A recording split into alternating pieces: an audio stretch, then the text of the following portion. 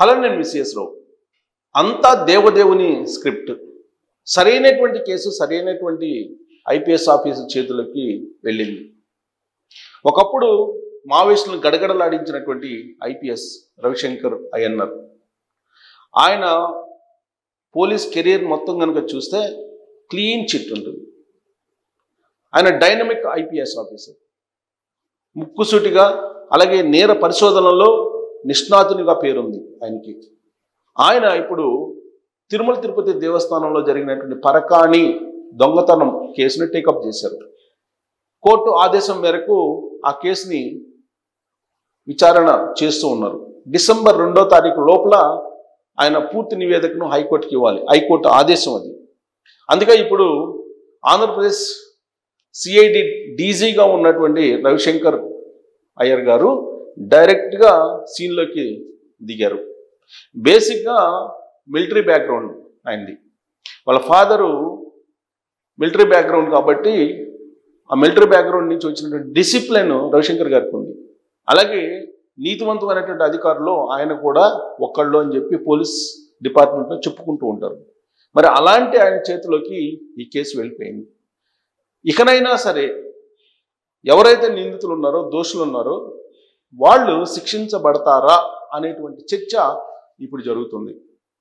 దానికి కారణం ఏంటంటే అనేక విజిలెన్స్ ఎంక్వైరీలు జరగాలి, పెండింగ్లో ఉన్నాయి. కానీ తిరుమల తిరుపతి దేవస్థానంలో విజిలెన్స్ ఎంక్వైరీలు జరగట్లేదు. గత పాలక వర్గానికి సంబంధించినటువంటి చైర్మన్స్ని పిలవట్లేదు, గత ఈఓల్ని పిలవట్లేదు. వాళ్ళు ఎంచక్కా ఢిల్లీ వెళ్ళిపోయారు. ఢిల్లీలో అక్కడ ఉన్నారు. ఢిల్లీ నుంచి పిలిపించి విచారించేటువంటి పరిస్థితి ఉందా?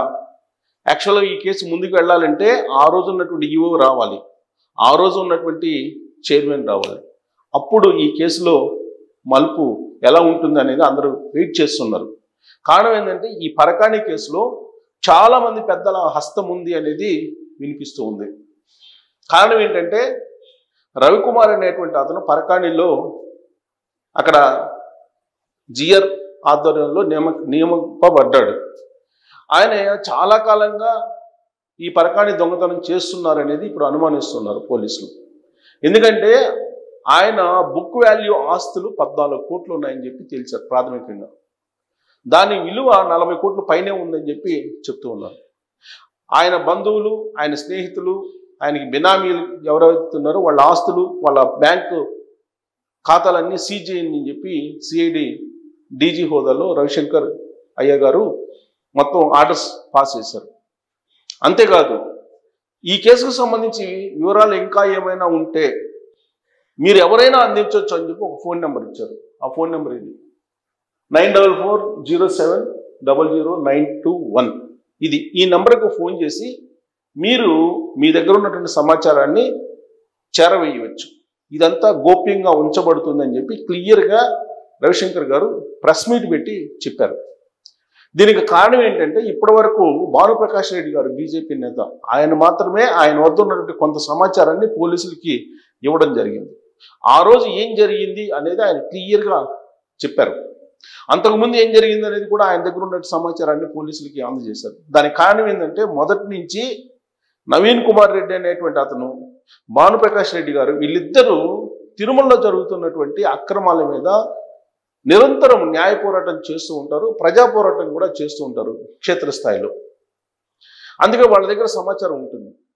పోలీసులకి వాళ్ళు తాజాగా కొంత సమాచారాన్ని ఇచ్చారు. అదనపు సమాచారం కోసం ఇప్పుడు రవిశంకర్ గారు ప్రయత్నం చేస్తున్నారు. దాంట్లో భాగంగా ఒక ఈమెయిల్ అడ్రస్ అలాగే ఫోన్ నెంబర్ కూడా ఇవ్వడం జరిగింది.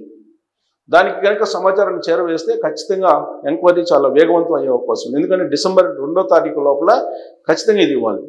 దీనికి సంబంధించినటువంటి కేసు తిరుమల 1 టౌన్ పోలీస్ స్టేషన్లో నమోదైంది. అలాగే లోక్ అదాలత్లో మొదటి మెట్రోపాలిటన్ మేజిస్ట్రేట్ దగ్గర ఇది లోక్ అదాలత్లో రాజీ అయింది. అందుకే ఆ మెజిస్ట్రేట్ మీద కూడా చర్యలు తీసుకోవాలి, ఎంక్వైరీ వేయాలని చెప్పి హైకోర్టు ఆర్డర్ చేసింది కూడా. ఇప్పుడు ఈ కేసుని యుద్ధ ప్రాతిపదికన విచారణ కొనసాగిస్తూ ఉన్నారు. యాక్చువల్గా ఆ రోజు సీసీ కెమెరా ఫుటేజ్ ఏమైంది అనేది ఒక మిస్టరీ. లోక్ అదాలత్లో ఎలా దీన్ని రాజీ చేసుకున్నారు, విచిత్రమైన పరిణామం. ఆ రోజు ఉన్నటువంటి తిరుమల తిరుపతి దేవస్థానం బోర్డు యొక్క తీర్మానం ఉందా రాజీ కంటే? లేదు. మరి ఎలా చేసుకున్నారు? ఎలా చేసుకోగలిగారు? దీంట్లో కనీసం ప్రాథమికంగా విచారించింది కూడా లేదు. ఇంకొకటి ఏంటంటే 14 కోట్ల రూపాయలు సుమారుగా ఈ లోక్ అదాలత్లో రాజీ అయిన తర్వాత తిరుమల తిరుపతి దేవస్థానం హుండీలో ఈయన విరాళంగా ఇచ్చారు. రవికుమార్ అనే అతను పరకాణిలో లెక్కలు వేసే అతను, పరకాణిలో దేవదేవునికి వచ్చినటువంటి సొమ్ముని లెక్కేసేటువంటి రవికుమార్ దగ్గర ఆస్తులు ఎంతున్నాయి? మరి 14 కోట్లు విరాళంగా తిరుమల తిరుపతి దేవస్థానానికి ఇచ్చారని అంటే అసలు ఆయన ఆస్తులను ఎవరు రాయించుకున్నారు అనేది కూడా ఒక పెద్ద మిస్టరీ. ఆయన ఆస్తులను ఎవరో కొంతమంది రాయించుకొని లోక్ అదాలత్లో ఆ కేసుని రాజీ చేశారు అనేది. ఈ రాజీ దేని మీద హైకోర్టులో పిటిషన్ వేశారు, ఎలా రాజీ చేసుకుంటారు అని. ఆ పిటిషన్ వేసిన తర్వాత దాని మొత్తం వ్యవహారం బయటికి వస్తూ ఉంది. అసలు ఎందుకు దొంగతనాలు జరుగుతున్నాయి, అక్కడ ఎలా దొంగిలిస్తున్నారు అనే దాని మీద సిఐడి డీజీ హోదాలో రవిశంకర్ గారు డైరెక్ట్గా తిరుమల వెళ్ళి మొత్తం పరిశీలించారు, రెక్కి నిర్వహించారు. సీన్ రీకన్స్ట్రక్షన్ అంటారు పోలీసు భాషలో. అలాంటిది నిర్వహించారు. నిర్వహించినప్పుడు బయటపడినటువంటి ప్రాథమికమైనటువంటి అంశం ఏంటంటే, జనరల్గా సేవకులుగా వచ్చేటువంటి వాళ్ళు కొంతమంది పరకాణిలో డబ్బులు లెక్క పెట్టడానికి నియమింపబడతారు. వాళ్ళని పర్ఫెక్ట్గా తనిఖీలు చేస్తూ ఉంటారు అక్కడ సిబ్బంది. కానీ ఎవరైతే ఈ జియర్ ఆధ్వర్యంలో వచ్చి నియమింపబడతారో వాళ్ళను మాత్రం చూసి చూడనట్టు వదిలేస్తారు. సరిగ్గా ఇక్కడే రవికుమార్ పంట పండింది. రవికుమార్ దొంగతనం చేయడానికి అవకాశం కలిగింది. ఇది ఇప్పుడు కూడా ఇలానే కొనసాగుతుంది అనేది పోలీసులు గమనించినటువంటి అంశం. అంటే సేవకులుగా నియమింపబడినటువంటి వాళ్ళని మాత్రం పర్ఫెక్ట్గా చెక్ చేస్తున్నారు పోలీసులు. ఎవరైతే జియర్ల ఆధ్వర్యంలో జియర్ల రికమెండేషన్ తోటి పరకాణిలోకి ప్రవేశిస్తారో డబ్బు లెక్క పెట్టడానికి, వాళ్ళని మాత్రం సక్రమంగా తనిఖీ చేయట్లేదు అనేది ప్రాథమికంగా అబ్జర్వ్ చేశారు. సో ఈ కేసుకు సంబంధించిన పూర్వపరాలన్నీ బయటికి రావాలంటే ఢిల్లీలో ఉన్నటువంటి మాజీ ఈవో ధర్మారెడ్డి రావాలి. మరి ధర్మారెడ్డి వస్తారా? ధర్మారెడ్డిని టచ్ చేసేటువంటి ధైర్యం ఉందా? ధర్మారెడ్డిని పిలిపించేటువంటి ధైర్యం, ధర్మారెడ్డిని పిలిపించేటువంటి సాహసం చేయగలరా? ఆయన వస్తారా? మాజీ ఈవో ఆయన వచ్చి సమాధానం చెప్తారా? లేదు మాజీ చైర్మన్లు ఉన్నారు, వాళ్ళు వస్తారా? ఇప్పటి వరకు అయితే ఆ దిశగా అడుగులైతే పడలేదు. ఖచ్చితంగా రవిశంకర్ గారు ఈ కేసును టేకప్ చేశారు కాబట్టి రాబోయేటువంటి రోజుల్లో ఢిల్లీని టచ్ చేసే అవకాశం ఉందని చెప్పి తెలుస్తుంది. ఇప్పటికే ఈ పరకాణి కేసులో ఇన్వాల్వ్ అయినటువంటి వాళ్ళు ప్రత్యక్షంగా కానీ పరోక్షంగా కానీ ఎంతమంది అయితే ఉన్నారో వాళ్ళందరికీ నోటీసులు పంపించడం జరిగింది ఆంధ్రప్రదేశ్ సిఐడి. వాళ్ళని పిలిపించి అందరినీ విచారించిన తర్వాత డిసెంబర్ 2వ తారీఖున ఫైనల్ రిపోర్ట్ రాబోతుంది. అందుకే ఇప్పుడు వైఎస్ఆర్ కాంగ్రెస్ పార్టీలో ఉండేటువంటి కొంతమంది గుండెల్లో రైళ్లు పరిగెత్తున్నాయి.